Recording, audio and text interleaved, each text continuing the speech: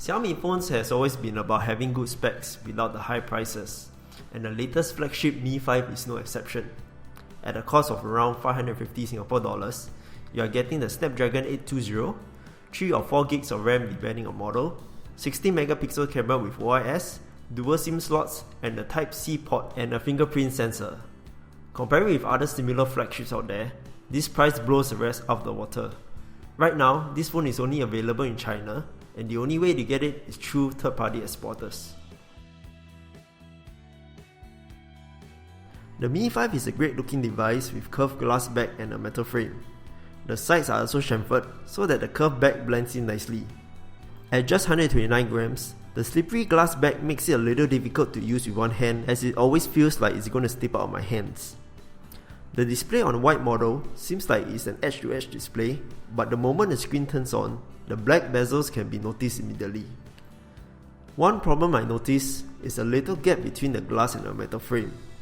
This could be a quality issue, but as the Mi5 is a flagship product of Xiaomi, they could have been more stringent in their checks.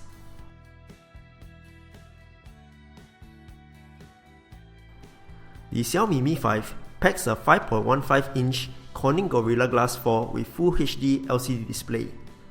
The screen is sharp and the colors are vibrant. Consuming media on this device does provide a wonderful experience. The Mi5 model that I have has a 32GB internal storage but no SD card support. I suggest getting the 64GB or the 128GB model, as the 32GB base model might not be enough for some. The Mi5 has a 3000 mAh battery, supports dual SIM, Wi-Fi 802.11a, B, G, and AC, and Bluetooth 4.2. When the speakers are at high volumes, it is loud, but it tends to distort a little. The issue of the palms covering the speakers while in landscape mode are also present.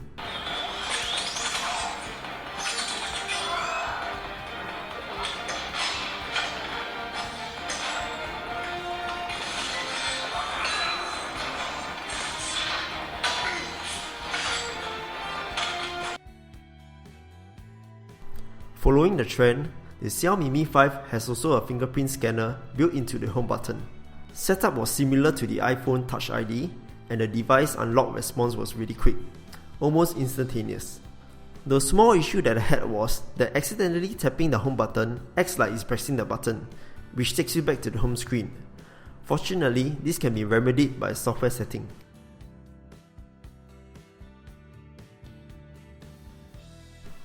Backing the Mi 5 is the Snapdragon 820, dual-core 1.8 and 1.6 GHz with Andreno 530. The onboard 3GB of RAM is enough for your multitasking needs. The phone feels fluid and snappy without any noticeable lag or slowdowns. I had no problems for day-to-day usage. This phone takes high-performance demanding games like a piece of cake. Games load fast and high-intensive graphics are pleasing to the eyes. The Mi 5 can definitely be a gaming device, but watch out for the battery life. The Xiaomi Mi 5 is running the official China MIUI 7 ROM with Chinese apps installed. It's running on Android Marshmallow, but does not resemble anything like that. It doesn't have an app drawer nor Google Apps. You will have to install it by other means or wait for the official international ROM. The Mi 5 can be customizable in various ways, like the theme app, how the buttons behave, and changing the fonts. I'm not really a big fan of the MIUI, and what I really dislike is that when scrolling to the end of the menu stretches. The camera at the back is a 16 megapixel shooter with OIS, and the front camera is a 4 megapixel camera. The OIS performed decently, as it manages to somewhat stabilize the video when I tried to shake the phone a little harder. When taking images, the shutter speed was really fast, and the photos taken both in the day and night was quite clear.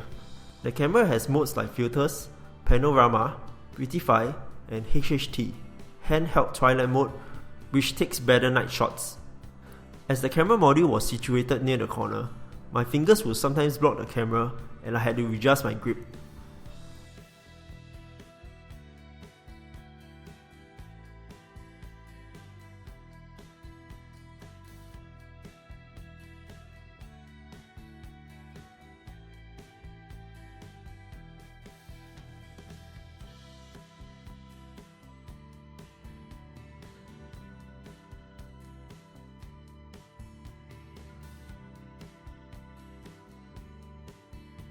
The Mi 5 lasted a full day of use with about 20% battery life after 10 hours. Of course, this depends on individual usage, but I don't usually game much, just the usual email, surfing web, calls and messages.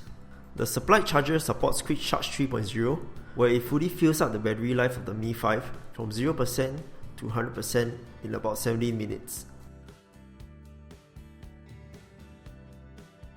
The Xiaomi Mi 5 performs well overall, and it's hard to deny that the price of this phone is attractive comparing to the other flagships out there. However, the Mi 5 is still a flagship phone. The control quality could have been done better, even though it's cheaper.